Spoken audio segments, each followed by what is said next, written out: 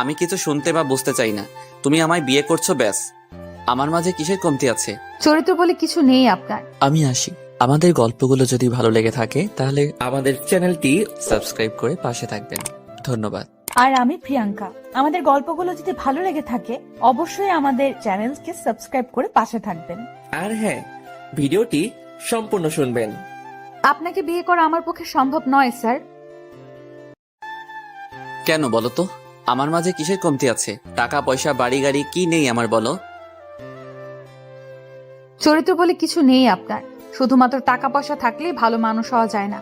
একজন ভালো মানুষ হতে হলে সুন্দর স্বচ্ছ চরিত্রের অধিকারী হতে হয়। বুঝতে পারলেন? যার ছিটে ফোটাও আপনার মাঝে নেই। তুমি কিন্তু বড্ড বেশি বাড়াবাড়ি করছো, কণ্ঠ। বাড়াবাড়ি আমি না, আপনি করছেন স্যার। আর খবরদার আমাকে কণ্ঠ বলে ডাকবেন না। কেন এই নামে আমি ডাকতে পারবো না তোমায়? কি সমস্যা? এই নামে আমার আপনজনেরা আমায় ডাকে, তাই। আপনি কেন বুঝতে চাইছেন না? আমি কিছু শুনতে বা বুঝতে চাই না। তুমি আমায় বিয়ে করছো, ব্যাস। আমি পারবো না। তাছাড়া আপনার লজ্জা করে না?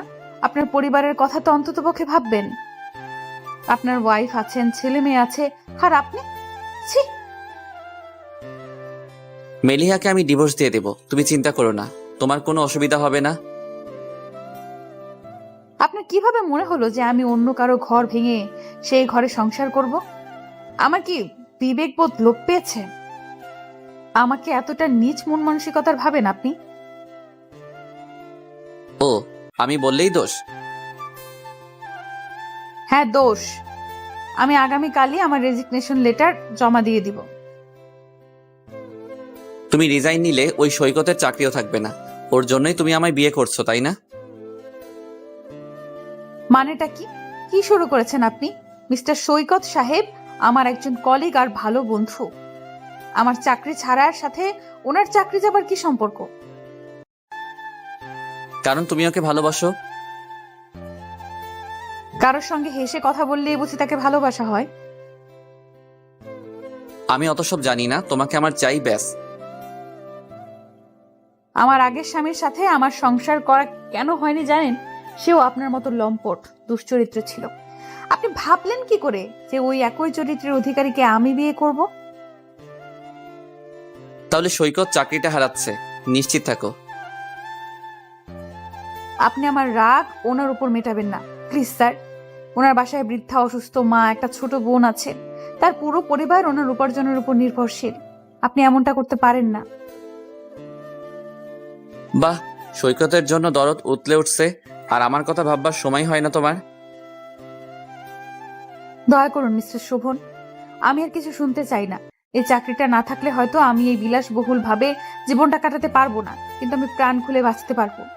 হয়তো মানিয়ে নিতে একটু কষ্ট হবে, কিন্তু রোজ রোজ এসব নোংরা কথাগুলো আর শুনতে হবে না। ভালো থাকবেন আপনি, আর কালকেই সব ডকুমেন্টস পেয়ে যাবেন। আসছি স্যার। আরে কণ্ঠ, শোনো। দাঁড়াও বলছি। Shit, damn it. চোখ মুছতে মুছতে রেস্টুরেন্ট থেকে বেরিয়ে আসলাম। এই এক কথার ঘটনা রোজ রোজ আর ভালো লাগে না। লাগবে না আমার এই চাকরি, তবুও তো আমার ইজ্জত ওই লম্পটের হাত থেকে রক্ষা পাবে। আমি শায়রে আজাদ কণ্ঠ, একটি মাল্টিন্যাশনাল কোম্পানিতে জব করছি। আমার বয়স 27 বছর। এই চাকরির বয়স 11 মাস। আর এতক্ষণ যার সাথে কথা বলছিলাম সে কোম্পানির এমডি।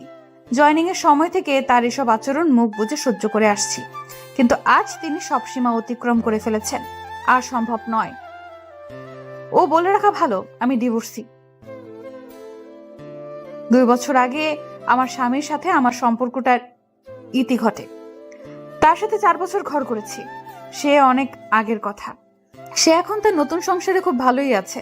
তারপর থেকে জীবনের সংগ্রাম করতে করতে আজকের এই অবস্থানে পৌঁছেছি, কিন্তু ওই লোকটার জন্য আমার বহুল কষ্টে অর্জিত অবস্থান খোয়াতে হবে। বুকের ভেতরটা ভীষণ কষ্টে ভারী হয়ে আসছে। পৃথিবীর সব ছেলেরাই কি এমন? প্রতিটি মেয়ের জীবন কি এভাবেই ধ্বংস করা হবে? জানি না এসবের উত্তর, তবে এটা জানি যে কিছু ছেলের উপর পুরো পুরুষ জাতিকেই আমরা ভুল বুঝতে বাধ্য হই। এই যে ধরুন আমার জীবন, কোনো ছেলেকে আমি আর বিশ্বাস করতে পারি না, শুধুমাত্র একজন ব্যতীত। অনেক কথা বলে ফেলেছি, বাকিটা আস্তে আস্তে জানতে পারবেন। বাড়িতে পৌঁছেছি, কলিং বেল বাজতেই আম্মু দরজা খুলে দিল। কি রে মা, আজ এত তাড়াতাড়ি? শরীর ঠিক আছে তো? আরে আম্মু, এত টেনশন করো না, অসুখ করবে। আজকে অফ ডে না, একটু কাজ ছিল তো, তাই বেরিয়েছিলাম। কাজ শেষ, তাই ফিরে এসেছি। কিন্তু মা, তোর চোখ মুখের একই অবস্থা। আম্মু, বাইরে অনেক গরম তো, তাই টায়ার্ড হয়ে গেছি আর কি। আচ্ছা আম্মু, তুমি খেয়েছো? না রে মা। মানে কি, এখন বাজে বিকেল 3:30, অথচ তুমি খাওনি? তোমার ওষুধ আছে না? এমন করলে কিভাবে চলবে? যাও, তুমি টেবিলে গিয়ে বসো, আমি ফ্রেশ হয়ে আসছি। আচ্ছা মা, তুই তাড়াতাড়ি আয়, আমি অপেক্ষা করছি।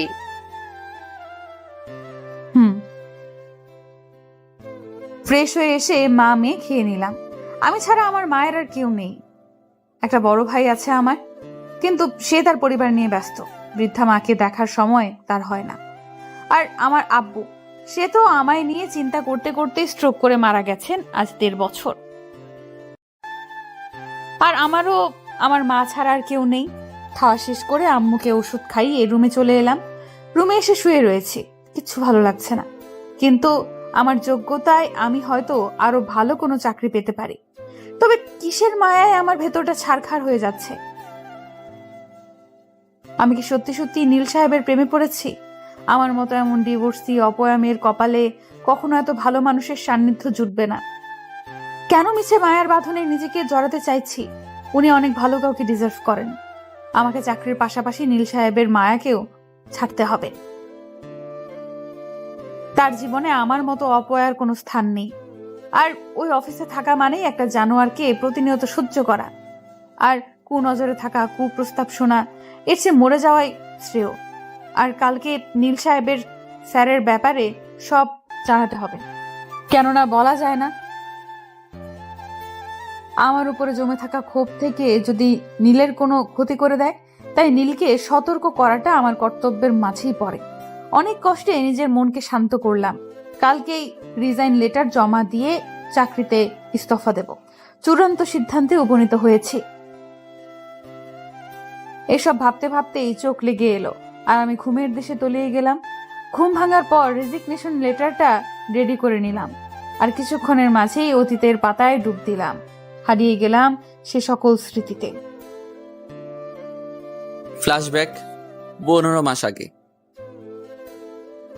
আম্মু দেখো, এইবারে চাকরিটা আমার হয়ে যাবে। ম্যানেজার তো সেরকমই বলল। আমি জানি বাবা, দেরিতে হলেও চাকরি তোর হবেই। বলেছিলাম না, হতাশ হতে নেই।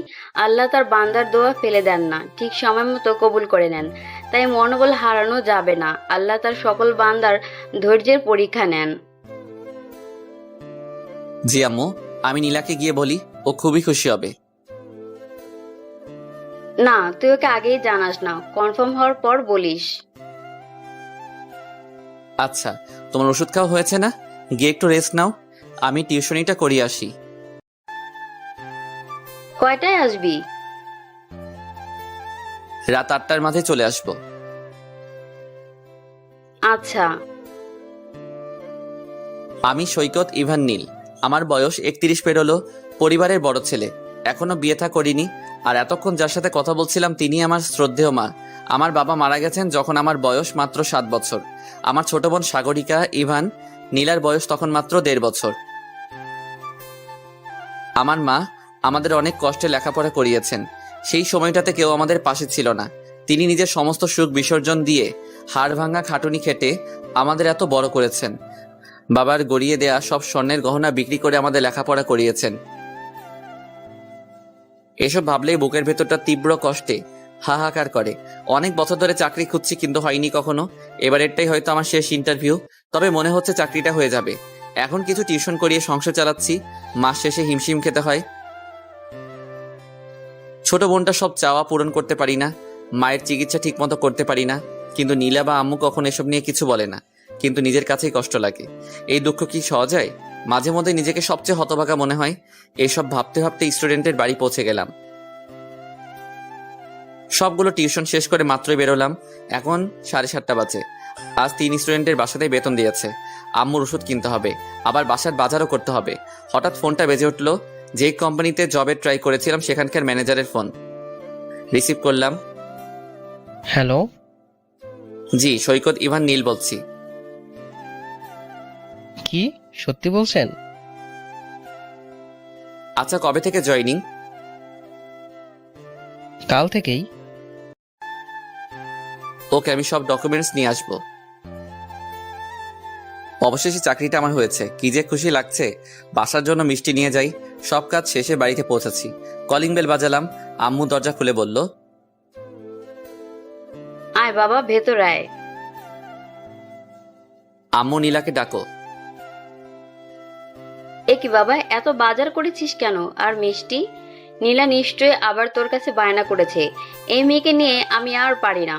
ছেলেটা আমার এত কষ্ট করে মাথার ঘাম পায়ে ফেলে সংসার চালায়, আর ওর শুধু আবদার, এটা চাই ওটা চাই, খালি চাই আর চাই। আহা আম্মু, কাঁদছো কেন? আর আমি কি একটাবারও বলছি নীলা আমার কাছে বায়না করেছে? আমার চাকরিটা হয়ে গেছে আম্মু, তাই বাজার করেছি বেশি করে, আর মিষ্টি এনেছি। বাবা, সত্যি তো চাকরি হয়েছে? হ্যাঁ, এবার চোখ মুছো। নীলা কই তুই? এই তো আমি ভাইয়া, বলো ডাকছো কেন? আগে মিষ্টি মুখ কর, আমার জব হয়ে গেছে রে বোন। ওয়াও ভাইয়া, এত বড় একটা নিউজ, আমার খুব ভালো লাগছে। আমি খুব খুশি ভাইয়া। এবার থেকে তোর যা লাগবে সব বলবি আমায়। হুম। আম্মু তুমিও খাও, হা করো। আরে থাম, এই তো নিয়েছি। এরপর থেকে আমাদের ভালো দিন আসতে লাগলো। সারাদিন অফিস, আর দিন শেষে আমার পরিবারের সাথে কাটানোর সময় আমার মাসিক বেতন 70,000 নির্ধারিত হয়। বেশ স্বাচ্ছন্দ্যেই আমার চাকরি জীবন চলছিল। 4 মাস পর একটা মেয়ে চাকরিতে জয়েন করে। মেয়েটা বেশ আলাদা, খুব চুপচাপ, যাকে বলে ইন্ট্রোভার্ট, কিন্তু তার নামটা যথেষ্ট সুন্দর, সায়রী আজাদ কণ্ঠ। কিছুদিনের মাঝে ওর সাথে আমার বেশ সখ্যতা গড়ে ওঠে। আমরা কলিগের পাশাপাশি খুব ভালো ফ্রেন্ড। ওর জীবনের ঘটনাগুলো শুনে খুব কষ্ট পেয়েছিলাম। মেয়েটা এইটুকু বয়সে কতটা কষ্ট সহ্য করেছে। অফিসে একমাত্র আমার সাথেই ও অনেক কথা বলতো, তবে অনেক কথাই নিজের মাঝে লুকিয়ে যেত। অফিসে আসার পর সব ঠিকই থাকতো, কিন্তু যখনই ও এমডি স্যারের রুমে যেত তখনই চুপ হয়ে যেত। জিজ্ঞেস করেছে অনেক, কিন্তু ও কথা এড়িয়ে গেছে। আমার দেখা মতে স্যার লোকটা বেশি সুবিধার না। ওনাকে ঘিরে অনেক মেয়েঘটিত ঘটনা রটেছে। আমার মনে হয় উনি কণ্ঠের সাথেও এমন কোনো আচরণ করেন, কিন্তু ও যদি চুপ থাকে আমি তো স্যারের বিরুদ্ধে কোনো স্টেপ নিতে পারবো না। যতই দিন যাচ্ছে ওর প্রতি একটা আলাদা টান, মায়া অনুভব করছি। আমার ওকে খুব ভালো লাগে। ইনফ্যাক্ট আমি ওকে ভালোবেসে ফেলেছি, কিন্তু কোনোভাবেই ওকে জানানো বা বলা হয়ে ওঠেনি। এভাবেই কেটে যাচ্ছিল দিন, আর আমার মনে ওর জন্য অনেক সুপ্ত অনুভূতি জন্ম নিচ্ছে। মেয়েটা রোজ তার নতুন নতুন গুণে আমাকে মুগ্ধ করছে। খুব পরিশ্রমী আর কর্মঠ একটি মেয়ের জলজান্ত উদাহরণ হলো কণ্ঠ। এক কথায় সুপার উইমেন, তবে কণ্ঠ বেশ রহস্যময়ী। ওর সব কথায় কাজে একটা কিন্তু রয়ে যায়। ওকে বুঝতে হলে প্রচুর গবেষণা করতে হবে বলে আমার মনে হয়। মেয়েটা কারোর সাথে বেশি মেশে না বা কথা বলে না, আর ছেলেদের পারতপক্ষে এড়িয়ে চলে। যদিও জানি ওর জীবনের ঘটনা, তবু বিষয়টি খুবই অদ্ভুত লাগে। ও কি তবে খুব বেশি ঘৃণা করে ছেলেজাতকে? আমি মাঝে মাঝে ভাবি ওর হাজবেন্ড ওর সাথে কেন এমন করলো। আজকের পৃথিবীতে ওর মতো ভদ্র সুশ্রী মেয়েকে নিজের জীবনে পাওয়াটা কত কঠিন, তাও আবার জীবন সঙ্গিনী হিসেবে। আমার খুব আফসোস হয়। আবার একটা কথা খুব জানতে ইচ্ছে হয়, আচ্ছা মানুষ কি কষ্ট দেওয়ার জন্য নিজের আপনজনকে বেছে নেয়, অথবা কেউ কি জেনে শুনে তাকে প্রচন্ডভাবে ভালোবাসা মানুষটার বিশ্বাস ভরসা ধূলিসাৎ করে দিতে পারে? আম্মুর ডাকে আমার ধ্যান ভাঙলো। আমি চকিত হয়ে সেই দিকে তাকালাম যেখানটায় আমার আম্মু রয়েছে। কি হয়েছে আম্মু, শরীর খারাপ লাগছে? আমায় ডাকলে যে? না বাবা, আমি ঠিক আছি। তোর সাথে কিছু কথা ছিল। তুমি বলো, কথা বলার জন্য অনুমতি চাইছো কেন? আসলে বড় হয়েছিস তো তাই। আমি তোমার কাছে এখনো সেই ছোট্ট নীল। তা বললে কি চলবে বাবা?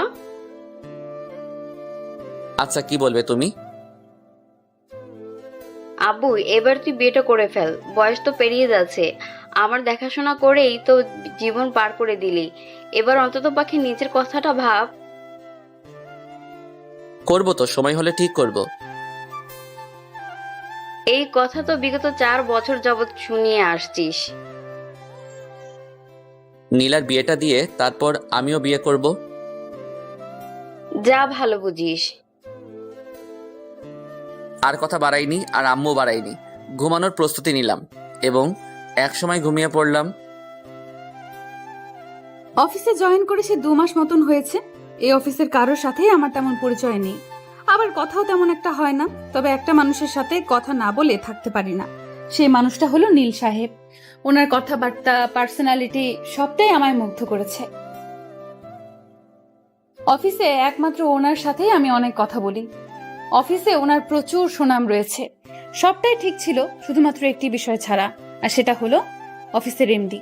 ওনার কথা, চালচলন সবটা যেন নোংরা কিছু ইঙ্গিত করে। আমি যথেষ্ট শালীনতা বজায় রেখে চললেও উনি পারেন না আমাকে চোখ দিয়ে সম্পূর্ণ গিলে খান। এত বাজে চাহনি ওনার। নীল সাহেব হয়তো বিষয়টা আন্দাজ করতে পারেন।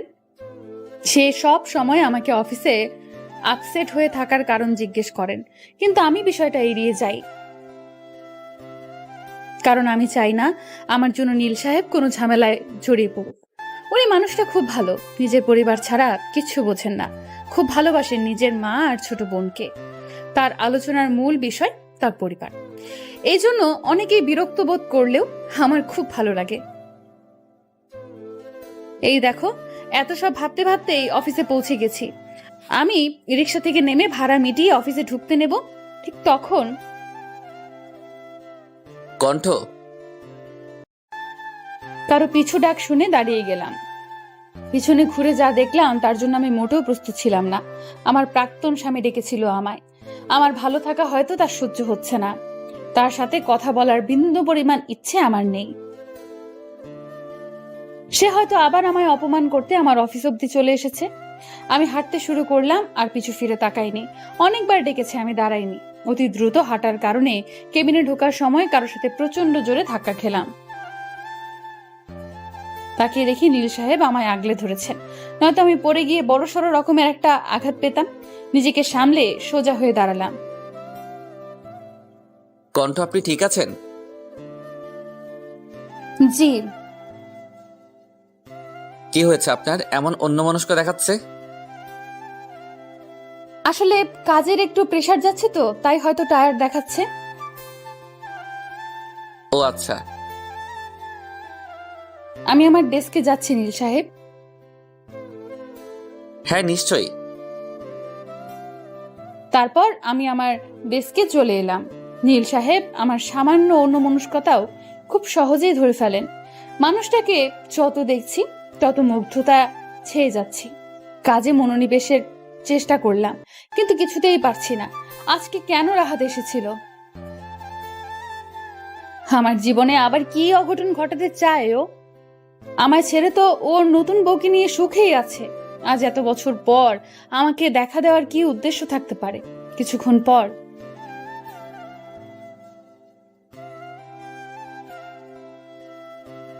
জি, আপনি যান, আমি আসছি।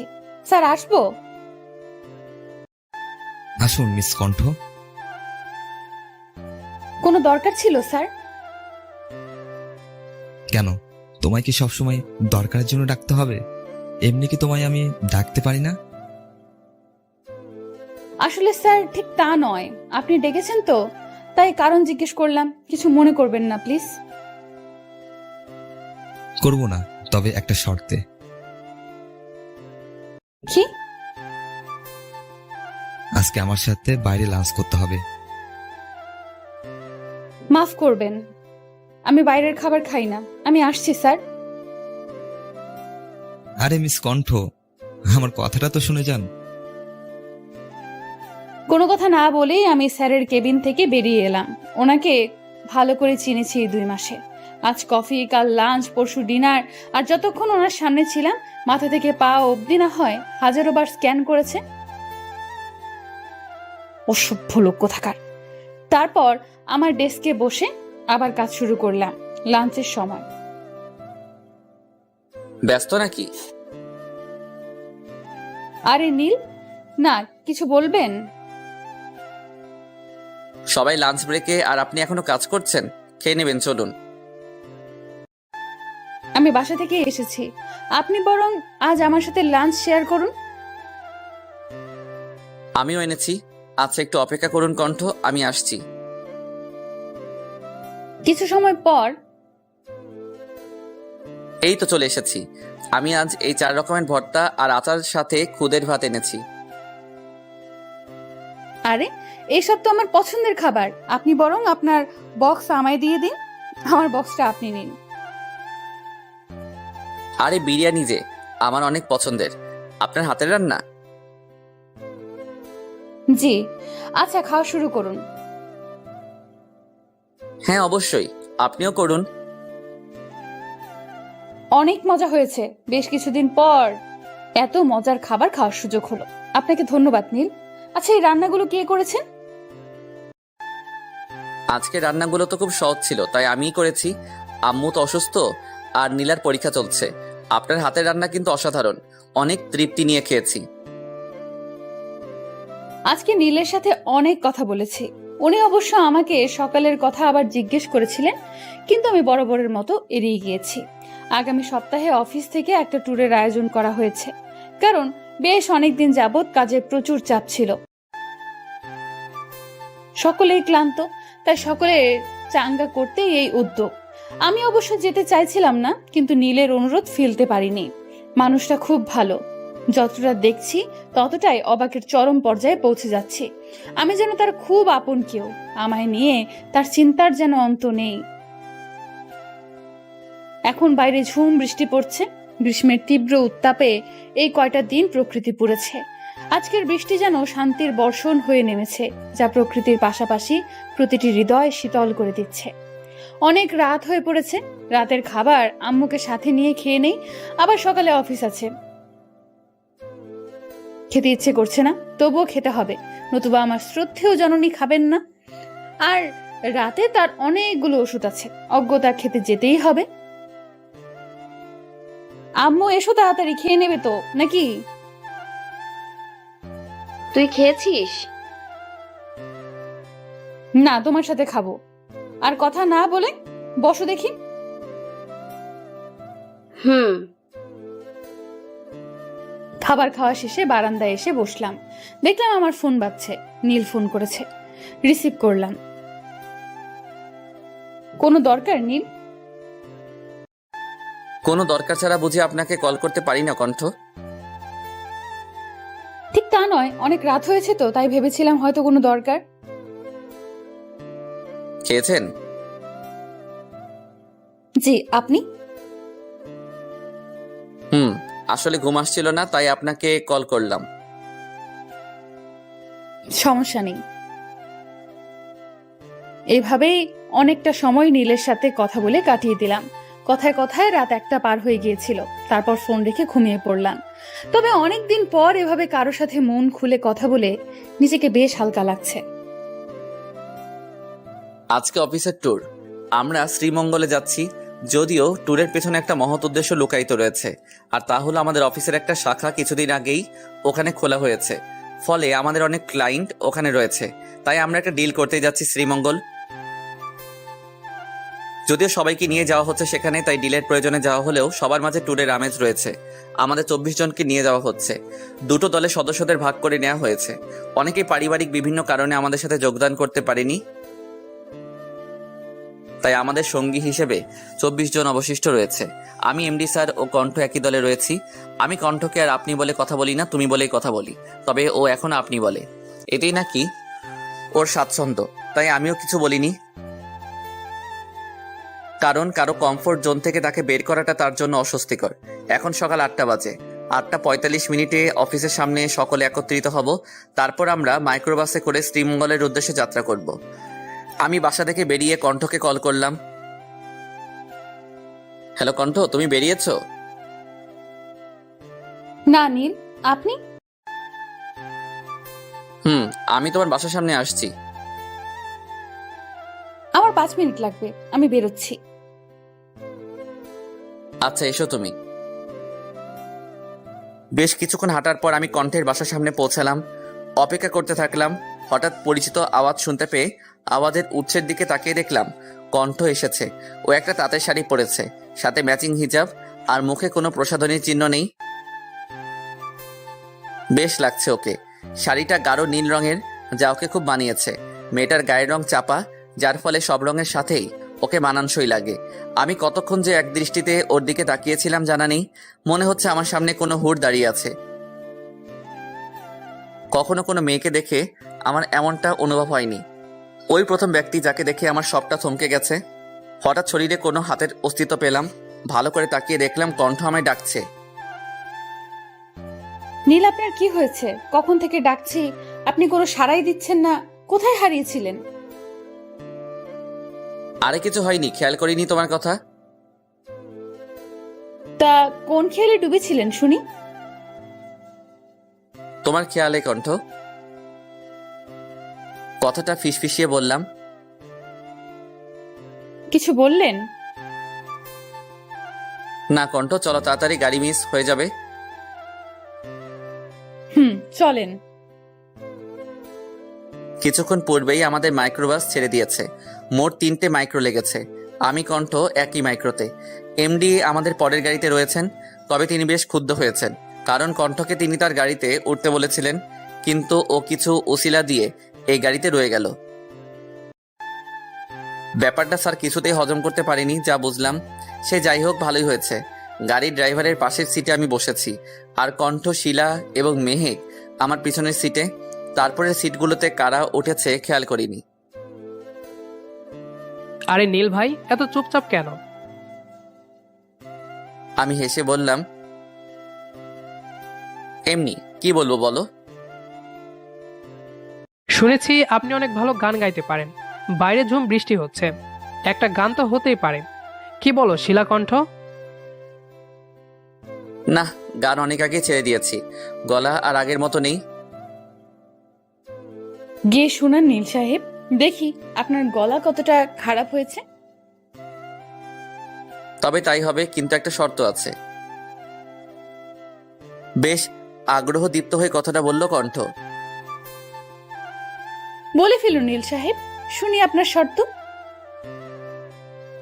বেশ হেসেই কথাটা বললাম, আমি গান গাইবো, তবে আমার সাথে একজন ফিমেল আর্টিস্ট লাগবে। বিরক্তি নিয়েই বলল, আমি গান টান গাইতে পারি না বাবা। আমি শিলাকে প্রশ্নটা করলাম, শিলা তুমি গাইবে আমার সাথে? আর মনে মনে প্রার্থনা করছিলাম যাতে ওর উত্তরটি না হয়, কেননা আমার ইচ্ছা কণ্ঠের সাথে আমি গান গাইবো। আর আমি জানিও খুব ভালো গান গাইতে জানে। না ভাইয়া, আমি তোমার সাথে গাইবো না। থাক, তোমাদের গাইতে হবে না। নীল, আমি গাইবো আপনার সাথে। আচ্ছা, আমি রিমঝিম বৃষ্টি ঝরে যায় গানটা গাইতে চাইছি। আজকের আবহাওয়ার সাথে বেশ জমবে এই গানটা। ঠিক আছে নীল, আপনি শুরু করুন। সবাই চুপ করে বসুন। আমি গাইতে শুরু করলাম। করতালিতে মুখরিত হয়ে উঠল গাড়ির ভেতরটা। সবার কাছে খুব ভালো লেগেছে আমাদের গান। কণ্ঠের গলা মারাত্মক রকমের সুন্দর। যতক্ষণ ওর গান শুনছিলাম যেন কোনো ঘোরে হারিয়ে গিয়েছিলাম। মেয়েটা প্রচুর আবেগ দিয়ে গান গায়। পুরো রাস্তা জুড়ে সকলের আলোচনার কেন্দ্রবিন্দু ছিল আমাদের গাওয়া গান। প্রশংসা শুনতে শুনতে কানের পোকা বেরিয়ে যাবে বলে মনে হচ্ছিল, কিন্তু কণ্ঠ গান গাওয়ার পর থেকেই চুপ। পুরো যাত্রাপথে তেমন কথা বলেনি। কি হলো মেয়েটার? কষ্ট পেয়েছে কি? বেশ কয়েক ঘন্টা যাত্রা শেষে আমরা আমাদের গন্তব্যস্থলে পৌঁছালাম। বৃষ্টির কারণে অনাকাঙ্ক্ষিত বিলম্ব ঘটল। এই লম্বা জার্নি শেষে একদম ক্লান্ত হয়ে পড়েছি।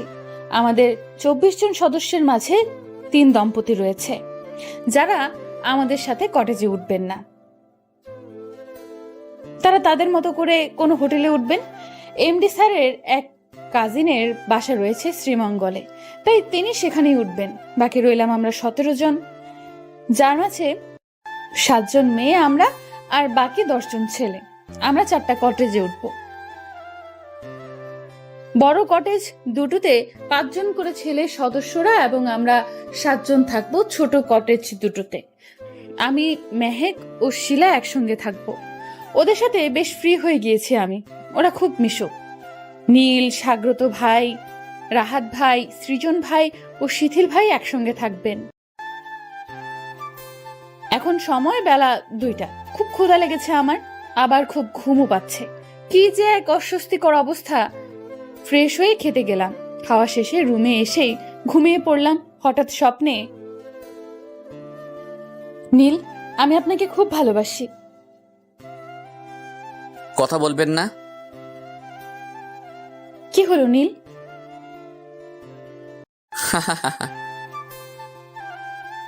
এভাবে হাসছেন কেন?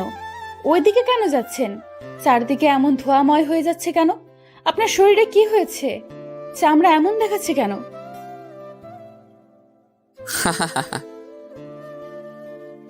নীল, কোথায় আপনি? আমার শ্বাস নিতে কষ্ট হচ্ছে। আমি আপনাকে দেখতে পাচ্ছি না। নীল। হঠাৎ ধরফড়িয়ে উঠে বসলাম। চারপাশে চোখ বুলিয়ে সময়টা বোঝার চেষ্টা করছি। ঘড়ির কাঁটায় এখন সময় সন্ধ্যে 7টার কিছু বেশি। রুমে এসি চলছে, তবু আমি দরদর করে ঘামছি। মনে হচ্ছে যেন শরীরে অনবরত পানি ঢালা হচ্ছে। খুব অস্থির লাগছে। এটা আমি কি দেখলাম? কেন দেখলাম? আবার কি কোনো ঝড় আসতে চলেছে আমার জীবনে? আচ্ছা, রুমে আমি একা কেন? মেহেক, শিলা কোথায়? 4 ঘন্টা হয়ে গেছে। কতক্ষণ ঘুমিয়েছি আমি? কিন্তু হঠাৎ এমন একটা দুঃস্বপ্ন কেন দেখলাম আমি? কি বিভৎস সে স্বপ্ন! এটা কি আবার কোনো ভয়ঙ্কর বিপদের সংকেত? নিজের মনকে ধাতস্থ করলাম, এটা শুধুমাত্র একটা দুঃস্বপ্ন। এর সাথে বাস্তবতার কোনো মিল নেই। নীল সাহেবকে কি ভয়ঙ্কর দেখাচ্ছিল, যেন তার চামড়া ঝলসে গিয়েছে আর আমার দম আটকে আসছিল, যেন এক্ষুনি রুহু বেরিয়ে যাবে। আমি ফোনটা হাতে নিলাম আর মেহেককে কল করলাম। কিন্তু আশ্চর্য, 5 বার কল করলাম, রিং হলো, ধরলো না। ভাবলাম হয়তো সাইলেন্ট করা, তাই শিলাকে কল করলাম। ফলাফল শূন্য। তাকেও ফোনে পেলাম না, তাই ফোন রেখে ফ্রেশ হতে গেলাম। ফ্রেশ হয়ে রুম লক করে কটেজ থেকে বেরোলাম। রিসেপশনে গিয়ে ম্যানেজারকে জিজ্ঞেস করলাম, আপনি কি জানেন আমার অফিস কলিগরা কোথায়? ম্যাম, তারা বেশ কিছুক্ষণ আগে বেরিয়েছেন। সবাই গিয়েছে? হ্যাঁ। কোথায় গিয়েছেন বলতে পারবেন? না। ও। আমি আবার কটেজে ফিরে যেতে উদ্যত হব, ঠিক তখনই ফোনটা ভাইব্রেট করলো। নীল কলটা করেছেন। দেরি না করে কল রিসিভ করলাম। কণ্ঠ, তুমি রিসিপশনে বসো, মেহেক তোমায় নিতে আসছে। বেশ অবাক হয়েই প্রশ্নটা করলাম আমি। কিন্তু আপনি জানলেন কি করে? তুমি বসে থাকো আর মেহেক যা বলে তাই করো। রাখছি আমি। নীল, হ্যালো হ্যালো। ধুর, কেটে দিল কলটা। ভারী অদ্ভুত মানুষ তো। কোথায় যাব, কেন যাব, আর তারা সবাই কোথায়? চিন্তায় চিন্তায় কপালের রগ দপদপ করছে। কিন্তু কিছু সময় অপেক্ষা করার পর মেহেক এলো। ও বলল, কি গো মহারানী, আপনার ঘুম ভাঙলো অবশেষে? হ্যাঁ, তা ভেঙেছে। তবে তোমরা আমায় ডাকো নাই কেন? কি বলছো তুমি? ডাকি নাই মানে? তুমি তো সাড়াই দাওনি, তাই তোমাকে রেখেই আমরা একটু আশপাশ ঘুরেছি। খানিকটা অভিমান নিয়ে কথাটা বললাম। কাজটা মোটেও ভালো করনি। আচ্ছা হয়েছে, মান অভিমানের পালা এখন তোলা থাক। তাড়াতাড়ি চলো আমার সাথে। হুম। এই, কোথায় যাচ্ছ? কেন, তুমি না তোমার সাথে আমায় যেতে বললে? এভাবে তো যাওয়া যাবে না। কেন, আমার ড্রেসটা কি দেখতে ভালো না? এটা চেঞ্জ করে আসবো? না, ড্রেস ঠিক আছে, কিন্তু তুমি চোখ খোলা রেখে যেতে পারবে না। তো আমি চোখ বন্ধ করে হাঁটবো নাকি? আরে বোকা, আমি তোমার চোখ বেঁধে তোমাকে ধরে ধরে নিয়ে যাব। আমি বিরক্তিতে ভ্রুজগল কুচকে বললাম, কেন আমি পারবো না? মেহেক খানিকটা গম্ভীর হয়ে বলল, নীল ভাই তোমাকে কল করেছিল? হ্যাঁ। কিছু বলে নাই? বলেছে অনেক কিছু। আমার কথা শুনতে বলে নাই? বলেছে, কিন্তু কোনো কিন্তু না, চুপচাপ আমার কথা শোনো। আচ্ছা। মুখ বাঁকাচ্ছ কেন? তোমায় মারতে নিয়ে যাচ্ছি না, হয়ে গেছে, চলো। শক্ত করে ধরবে কিন্তু, হোঁচট খেলে তোমার খবর আছে। বেশ, তবে তাই হবে। মেহেকের হাত ধরে গুটি গুটি পায়ে এগিয়ে চলছি। মনে হচ্ছে সবে হাঁটতে শিখেছি। কেমন একটা অদ্ভুত অনুভূতি। আবার একটা বিষয়ে ভেবে খুব কষ্ট হচ্ছে। সামান্য এইটুকু পথ চোখ বন্ধ করে হাঁটতে কতটা কষ্ট হচ্ছে, অথচ যারা অন্ধ জন্মগতভাবেই, তাদের কষ্টের কথা মনে হলেই বুকের ভেতরটা হাহাকার করে ওঠে। আল্লাহ যেন কাউকে এই কষ্টের জীবন না দেন, এই দোয়া মনে মনে করছি। হঠাৎ পথ চলা বন্ধ হলো, অর্থাৎ আমরা আমাদের গন্তব্যস্থলে পৌঁছে গেছি। চোখের বাঁধন খোলার জন্য চোখে হাত দিতে যাব, তার পূর্বেই কেউ আমার হাত খপ করে ধরে ফেললো। হাতটা মেহেক নয়, তা বেশ বুঝতে পারছি। শক্ত বলিষ্ঠ কোনো পুরুষালী হাতের ছোঁয়া পেতেই শরীর বেয়ে এক শিরশিরানি অনুভূতি যেন ছুটে গেল। আমি কম্পিত গলায় কিছু বলতে যাব, তার পূর্বেই সেই হাতের মালিক আকুতির স্বরে বলে উঠল, আর কিছুক্ষণ অপেক্ষা করো কণ্ঠ। অবাক হয়ে প্রশ্ন করলাম, নীল আপনি? হ্যাঁ, এসো আমার সাথে। মেহেক কোথায়? সামনে আছে। আচ্ছা, নীল কি করতে চাইছে? উত্তরের অপেক্ষায় উত্তেজনা বেড়ে চলেছে। খানিকটা হাঁটার পর আমরা থামলাম। আমি এবার উচ্চস্বরেই বলে ফেললাম, আর কতক্ষণ এভাবে? আমি বোধহয় অন্ধ হয়ে যাব। কোনো সারা শব্দ পেলাম না। হঠাৎ কেউ আমার চোখে বাঁধা কাপড় সরিয়ে নিল। অনেকটা সময় অন্ধকারময় ছিলাম বলে আলোর সাথে মানিয়ে নিতে কিছুটা সময় লাগলো। এরপর সামনে যা দেখলাম তা রাগে, ক্ষোভে, ক্রোধে আমার শিরায় উপশিরায় যেন অগ্নিস্ফুলিঙ্গা ঝলকানি বয়ে গেল। জীবনের সবচেয়ে ঘৃণিত জঘন্য কিছু প্রত্যক্ষ করলাম। কপালের রগে টান অনুভব হচ্ছে, বুকের ভেতরে অস্বাভাবিক যন্ত্রণা হচ্ছে, শ্বাস নিতেও হিমশিম খাচ্ছি, বুকটা হাঁপড়ের মতো ওঠানামা করছে, যেন শ্বাসকষ্টের রোগী আমি। কি অদ্ভুত না? আমরা কণ্ঠকে চমকে দিতে ওর জন্মদিন উদযাপনের সামান্য আয়োজন করেছি। সবটাই হয়েছে আমার বুদ্ধিতে, তবে এমডি স্যারকে জানানো হয়নি, যেহেতু কণ্ঠ বরাবরই তাকে অপছন্দ করে। কিন্তু এখন মনে হচ্ছে কাজটা করা ঠিক হয়নি। কণ্ঠের চোখের কাপড় খুলে দেওয়ার পর ভেবেছিলাম ও খুব খুশি হবে, কিন্তু এখন ওর চোখ মুখের ভাব দেখে যা বুঝতে পারছি তা হলো ও মোটেও খুশি হয়নি। কিন্তু কেন? ওর হাত পা অসম্ভব রকম কাঁপছে, চোখের বর্ণ টকটকে লাল হয়ে গিয়েছে, মনে হচ্ছে চোখ দিয়ে সবকিছু জ্বালিয়ে পুড়িয়ে ভস্ম করে দেবে। আমি ওর কাছে এগিয়ে গেলাম এবং ডাকলাম, কণ্ঠ। ওর কম্পিত গলায় প্রশ্নটা করলো, এসব কে করেছে নীল? আমরা সবাই মিলে করেছি। কেন, পছন্দ হয়নি? কেন করলেন? কে বলেছিল এসব করতে? আমি হতবাক হয়ে তাকিয়ে রইলাম। কি এমন হলো যে মেয়েটা এইভাবে রিয়াক্ট করলো? সম্বিত ফিরে পেতে আমি বললাম, কেন, কি হয়েছে, বলবে তো? আপনারা সবাই শুধু আমাকে কষ্ট দিতে জানেন। যখনই সবটা ভুলে আবার নতুন সূচনা করতে চাই, ঠিক তখনই আমার অতীত আমাকে স্মরণ করিয়ে দিয়ে বোঝাতে চান আমার জীবনে আনন্দের কোনো স্থান নেই। কেন কেন এমন করেন? আমি কি ক্ষতি করেছি আপনাদের? কথাগুলো বলতে বলতে কান্নায় ভেঙে পড়ে কণ্ঠ। উপস্থিত সকলেই হতভম্ব হয়ে যায়। কি এমন হলো যার দরুণ কণ্ঠ এহেন আচরণ করছে? আমার বুকের ভেতর ছ্যাদ করে উঠল। আচ্ছা, নিজের অজান্তেই কি ওকে অনেক বেশি কষ্ট দিয়ে ফেললাম? ওর কান্নার হৃদয় বিদারক শব্দে আশপাশের পরিবেশ বাতাস ভারী হয়ে উঠেছে।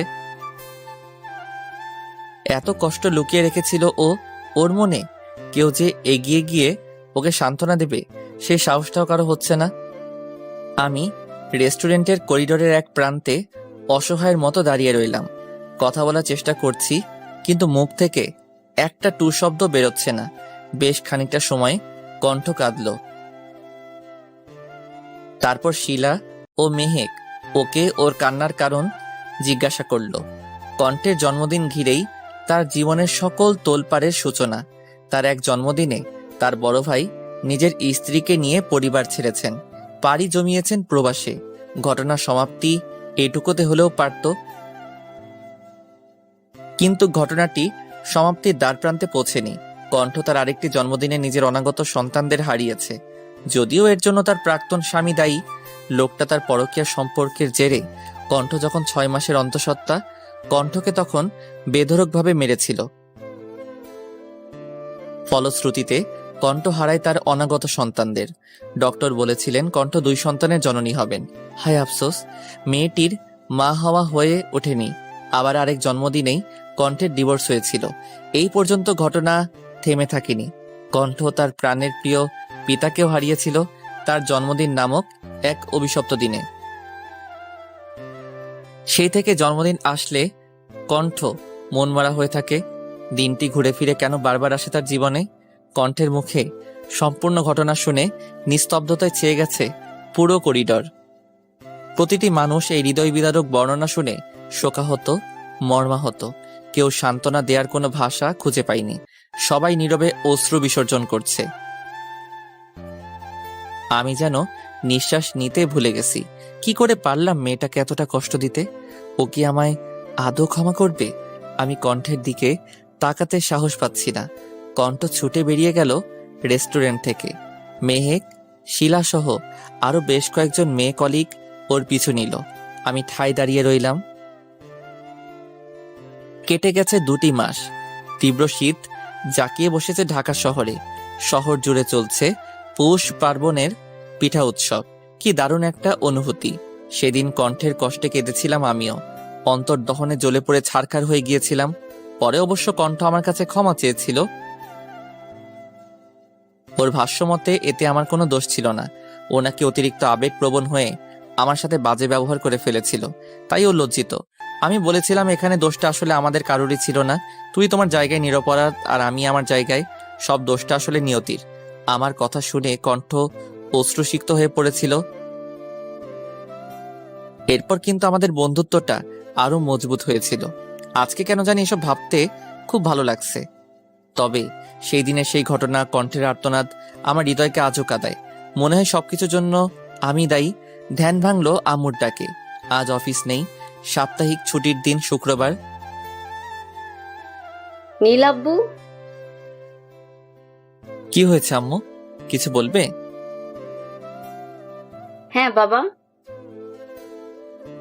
বলে ফেলো। অপেক্ষা করছো কেন? তুই এবার বিয়েটা করে ফেল। করব। কবে করবি বাবা? সময় হলেই করব। সেই সময়টা কবে আসবে শুনি? মা, নীলা কোথায়? কথা ঘুমাচ্ছিস? না তো। তোকে বলে কোনো লাভ নেই। আরে আম্মু, যা, রাগ করে চলে গেল। আম্মুর সবসময় এক কথা, বিয়ে কবে করবি? আমার আর ভালো লাগে না। আমি কতবার বলেছি নীলাকে বিয়ে দেওয়ার পর নিজে বিয়ে করব।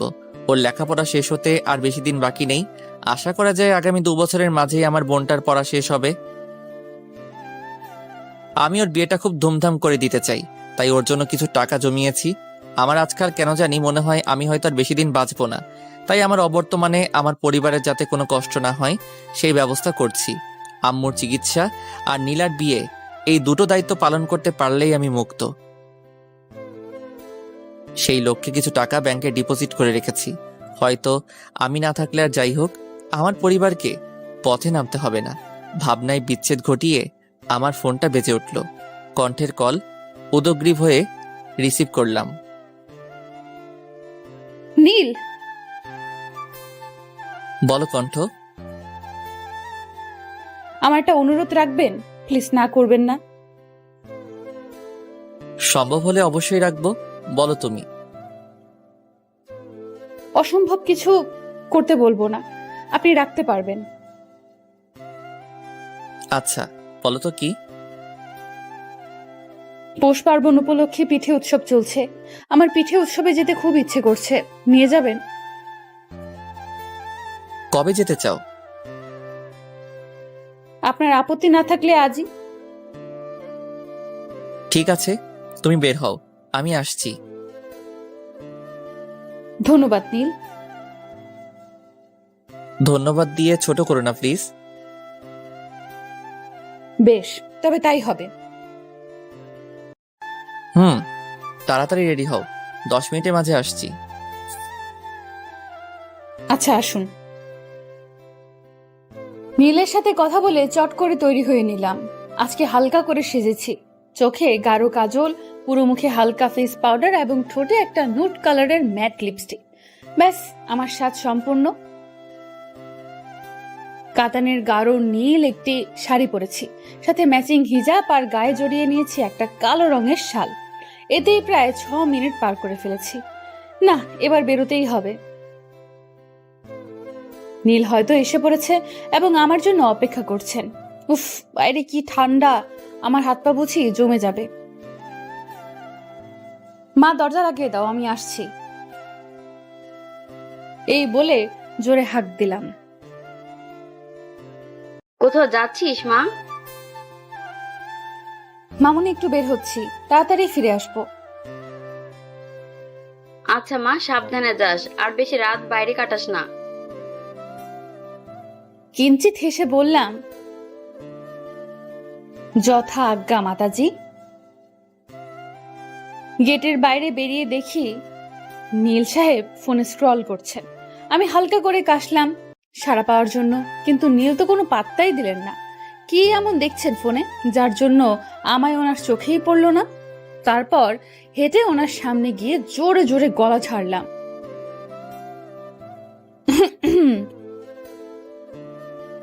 আরে কণ্ঠ, এসে পড়েছ, চলো রিক্সায় উঠি। এসেছি তো সেই কখন, কিন্তু আপনি তো দেখলেনই না ফোন নিয়ে ব্যস্ত কিনা। খানিকটা খোঁচা দিয়ে কথাটা বললাম। কেন যেন ওনার দৃষ্টি আকর্ষণ করতে না পেয়ে রাগ হচ্ছে, ভীষণ রকমের রাগ। মিষ্টি হেসে বললেন নীল, ও তাই বুঝি, সরি গো, আর হবে না। কি মায়াময় মুখায়ব, কতটা স্নিগ্ধ তার হাসি, কতটা গভীর তার চোখের চাহনি। দেখলেই মনে হয় এই বুঝি কোনো মায়াজালে জড়িয়ে পড়েছি। আর তার মুখের এই গো ডাকটা শুনে শরীর জুড়ে বয়ে গেল এক অদ্ভুত অনুভূতি। মনের মাঝে লোভ জমছে। ইস, যদি রোজ এই ডাকটা শুনতে পেতাম, যদি পেতাম। ভাবনার সাগরে হাবুডুবু খাচ্ছিলাম, তবে তা ছিল ক্ষণস্থায়ী। এই কণ্ঠ, কি ভাবছো বলো তো? রিক্সায় উঠবে না? কিছু না, চলুন। সূর্য ডুবেছে, ঘন্টাখানেক পড়বে। অন্ধকার জেগে বসেছে শহর জুড়ে। তবে রাস্তায়, ল্যাম্পপোস্টে, দোকানের লাইট আর বাসাবাড়ির লাইটের আলোয় আলোকিত চারপাশ। ঠান্ডা বাতাসের ঝাপটা এসে স্পর্শ করছে সারা অঙ্গ। রিক্সা ছুটে চলেছে গন্তব্যের খোঁজে, আর পাশে বসে আছেন নীল। তবে আমাদের মাঝে আরো 2-1 বসতে পারবে বলে মনে হয়। আচ্ছা, সময়টা যদি এখানেই থমকে যেত তবে কেমন হতো? 1 কাপ চায়ের বড্ড অভাব। ভাবনা সমাপ্তি ঘটলো, কেননা রিক্সা থেমে গেছে, যার অর্থ আমরা আমাদের কাঙ্ক্ষিত গন্তব্যে পৌঁছেছি। আমি নামলাম রিক্সা থেকে। এতটা পথে আমরা একটা কথাও বলিনি। নিশ্চুপ থেকে প্রকৃতির স্নিগ্ধতা অনুভব করছিলাম। শান্ত স্বরে নীল বলল, কণ্ঠ চলো। চলেন। আমি আশপাশ ঘুরে ঘুরে দেখছিলাম। হরেক পদের পিঠার স্টল রয়েছে। মনে পড়ে গেল ছোটবেলার কথা। শীতের সময় গ্রামে যখন বেড়াতে যেতাম তখন কত পিঠা খেতাম। আর এখন তো বাসায় সেভাবে পিঠা তৈরি করাও হয় না, তাই খাওয়া সৌভাগ্য হয়ে ওঠে না। চারপাশ পিঠার সুঘ্রাণে ম ম করছে। আমি পাটিসাপটা পিঠার স্টল দেখে দাঁড়িয়ে পড়লাম। নীল বললেন, কি হলো, থেমে গেলে যে? কপাল কুঁচকে কথাগুলো বললাম আমি। পৌষ পার্বণের পিঠা উৎসবে এসেছি কি করতে? শুধু কি ঘুরে ঘুরে দেখবো? খাবো না? না, তা হবে কেন? তা কোন পিঠে খাবে? আপাতত পাটিসাপটা দিয়ে শুরু করব, তারপর ভেবে দেখছি আর কি টেস্ট করা যায়। তবে শুরু করা যাক। আমরা পাটিসাপটা, ভাপা পিঠা, চিতই পিঠা, খেজুর পিঠা, দুধ চিতই পিঠা, বিবিখানা পিঠা সহ আরো অনেক রকমের পিঠা টেস্ট করলাম। অসম্ভব মজা ছিল পিঠাগুলো। এত পিঠা খেয়ে ফেলেছি যে এখন হাঁটতে হিমশিম খেতে হচ্ছে। তবুও খুব উপভোগ্য ছিল মুহূর্তগুলো। নীলের একই অবস্থা। হঠাৎ নীল বলে উঠলেন, এই কণ্ঠ, একটু বিশ্রাম নেই, কি বলো? ঠিক বলেছেন, হাঁটতে কষ্ট হচ্ছে। কিছু সময় বিশ্রাম নিয়ে তারপর চলে যাব। নিষ্প্রভ কণ্ঠে আমি বললাম, নীল এখন কয়টা বাজে? সবে 7:45 বাজে। 8টা পর্যন্ত বসি, তারপর রওনা হব। ঠিক আছে, আপনাকে অনেক ধন্যবাদ নীল। নীল খানিকটা অবাক হয়ে বললেন, ধন্যবাদ কেন? উচ্ছ্বাসিত হয়ে কথাগুলো বললাম, এত সুন্দর একটা সন্ধ্যা উপহার দেওয়ার জন্য। এটা আমার জীবনের অন্যতম একটি সুন্দর মুহূর্ত, আমার কাটানো সবচেয়ে ভালো সন্ধ্যা। তোমাকেও ধন্যবাদ আমাকে এত সুন্দর সময় উপভোগ করতে দেওয়ার জন্য। আড্ডা চলল বেশ অনেকটা সময়।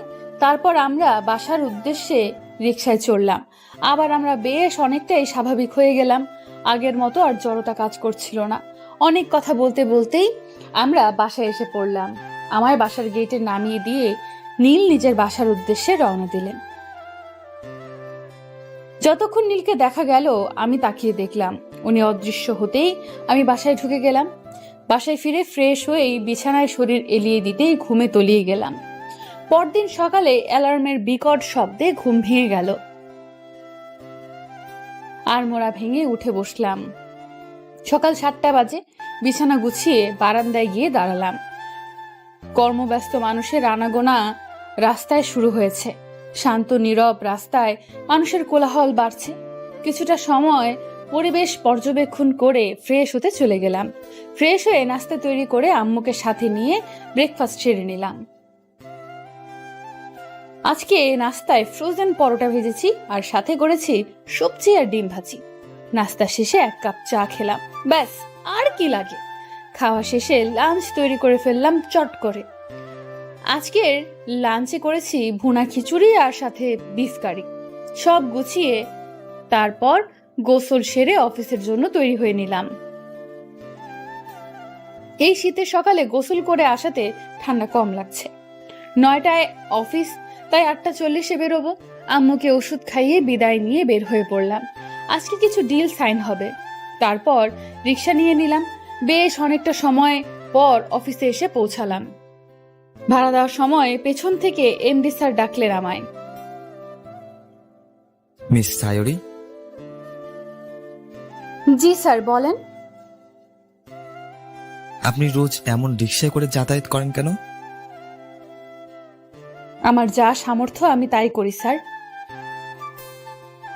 আহা, রেগে যাচ্ছেন কেন? আপনি চাইলে আমি রোজ আপনাকে পিক করতে পারি, কিন্তু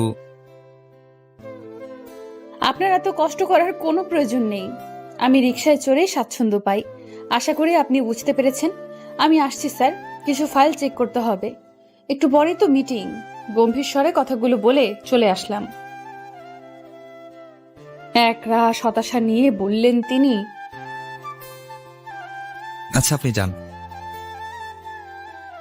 অফিসে পৌঁছেই অনেকগুলো ফাইল ঠিক করছিলাম। বেশ অনেকক্ষণ পর কণ্ঠ আসলো। ও প্রথমে ওর ডেস্কে গেল, তারপর আমার কাছে এসে বলল, নীল, আপনি আমার এই ফাইলগুলো চেক করে দেন তো। আমি দেখেছি, তারপরও একটু দেখে নেন। তুমি দেখলে তাতে কি আর ভুল থাকতে পারে? তবুও তোমার অনুরোধ রাখতে দেখছি।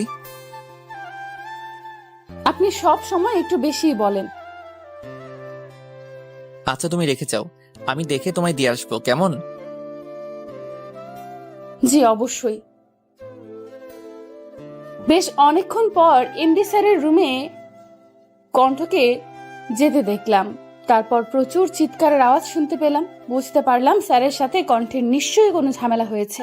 ছুটে গেলাম সেখানে। গিয়ে দেখি স্যার কণ্ঠের গায়ে হাত তুলতে যাচ্ছিলেন। আমি তাড়াতাড়ি করে ওনার হাত ধরে ওনাকে আটকে দিলাম। উনি উত্তেজিত হয়ে হাত ছুটতে লাগলেন। তারপর অফিসের অন্যান্য স্টাফরাও ছুটে আসেন এই কোলাহলের শব্দে। কণ্ঠ চোখ মুখ শক্ত করে দাঁড়িয়ে আছে, রাগেও ফোঁসফোঁস করছে। আমি এখানে সময় মতো না পৌঁছালে মারাত্মক কিছু একটা হয়ে যেত। কিন্তু কি এমন হলো, হঠাৎ এমন রণাঙ্গনে পরিণত হয়েছে কেন? অনেক কৌতূহল মনে চেপে রেখে পরিস্থিতি শান্ত করার চেষ্টা করছি। তারপর সুযোগ বুঝে কণ্ঠকে নিয়ে বেরিয়ে এলাম। আজকের ক্লায়েন্ট মিট আপ আপাতত স্থগিত করা হয়েছে। কিছুই বুঝে উঠতে পারলাম না। মুহূর্তের মাঝে অফিসের পরিবেশ পাল্টে গেল। সবাই অবশ্য স্যারকে হাত তোলার অবস্থায় দেখেনি, শুধুমাত্র উত্তেজিত অবস্থায় দেখেছে। তারা ধারণা করছে যে কোনো ইম্পর্টেন্ট ফাইল হয়তো বা কণ্ঠ ভুল করেছে, তাই স্যার এতটা উত্তেজিত হয়ে পড়েছেন। কিন্তু আমার মন বলছে অন্য কিছু। কণ্ঠকে জিজ্ঞেস করতে হবে। আজকে অফিস তাড়াতাড়ি ছুটি হয়ে গেল। কণ্ঠ কোনো কথা না বলেই চলে গেল। আমিও আর কিছু বলিনি ওকে। রাতের আকাশ মেঘাচ্ছন্ন হয়ে রয়েছে। শিশির বিন্দু জানালার গ্রিলে জমেছে, মনের কোণেও মেঘ জমেছে। হৃদয় উঠোন জুড়ে আজ শুধুই বিষণ্ণতা। কোথাও কি শান্তি নেই? কেন জীবন এত তোলপাড়? জীবন যদি থমকে যেত। বারান্দায় বসে এই কথাগুলো এক মনে ভাবছে কণ্ঠ। কি তার অপরাধ? মেয়ে হয়ে জন্মানোটাই হয়তো তার জীবনের মস্ত বড় অপরাধ। বুক চিরে বেরিয়ে এলো একরাশ দীর্ঘশ্বাস। আজকে এমডি স্যার আবারও কণ্ঠকে অপমান করেছে। নীলের সাথে দু চারটা কথা হেসে বলেছে বলেই কি সে বেহায়া? এতটা নীচ কেন মানুষের মন মানসিকতা? রেগে গিয়ে কণ্ঠ কম কথা শোনায়নি ওই লোকটাকে। পরবর্তীতে মিস্টার শোভন অবশ্য কণ্ঠকে কল করে দুঃখ প্রকাশ করেছে। প্রতি উত্তরে কণ্ঠ ছিল নিশ্চুপ। কালকে কণ্ঠকে শোভন একটা রেস্টুরেন্টে দেখা করতে বলেছে। কণ্ঠ জবাবে হ্যাঁ সূচক উত্তর করেছিল। যেহেতু অফিসে চাকরি করতে হবে, তাই বসের কথা না শুনে কি কোনো উপায় আছে? রাতে নীল অনেকবার কল করেছিল কণ্ঠকে, কিন্তু সে রিসিভ করেনি। তার মন পাড়া যে আজ বিষণ্ণতার চাদরে ঢেকে আছে, তাই এই বিষণ্ণতার সময়টা একান্তেই নিজের সাথেই কাটাতে ভালো লাগে তার। বর্তমানে হঠাৎ করেই হারিয়েছিলাম অতীতের পাতায়। ফোনের ভাইব্রেশনে ফিরে এলাম বর্তমানে। স্ক্রিনে স্যার লেখাটা জলজল করছে। লোকটা আসলে চাই কি? বলেছি তো তাকে আমি বিয়ে করতে পারবো না। এমন নির্লজ্জ বেহায়া মানুষ আমি আমার জীবনে দুটো দেখিনি। কলটা কেটে দিলাম। সময় এখন সন্ধ্যে 7:30। আকাশ মেঘাচ্ছন্ন হয়ে রয়েছে। আমার জন্ম হয়েছিল বোধহয় কষ্ট পাওয়ার জন্যই। হয়তো মৃত্যুই পারবে আমাকে এসব থেকে মুক্তির পথ খুঁজে দিতে। কিন্তু আমার আম্মুর কি হবে আমি না থাকলে? মানুষটা যে আমি ছাড়া আর কেউ নেই, ছেলে থেকেও নেই। এমন সন্তান গর্ভের কলঙ্ক।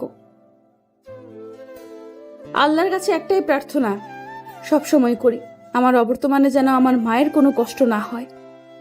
অনেক হতাশ আমি আমার জীবন নিয়ে। কত স্বপ্ন ছিল জীবন নিয়ে, অথচ সব স্বপ্নই রয়ে গেল, বাস্তবে রূপ পেল না। না হতে পারলাম কারো ভালোবাসার মানুষ, আর না হতে পারলাম মা। না হতে পারলাম জীবনে প্রতিষ্ঠিত। কি হলো, কেন হলো? সবটাই ধোঁয়াশা, যার নেই কোনো উত্তর।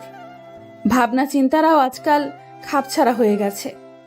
আজ যদি নীলের মতো একজন জীবন সঙ্গী পাশে পেতাম, হয়তো তার কাঁধে আমার মাথাটা রেখে সব কষ্টগুলো দুজনায় ভাগ করে। প্রতিদিন ভালোবাসার নতুন নতুন গল্প পেতে চ্যানেলটি সাবস্ক্রাইব করে পাশে থাকা বেল বাটনে ক্লিক করুন।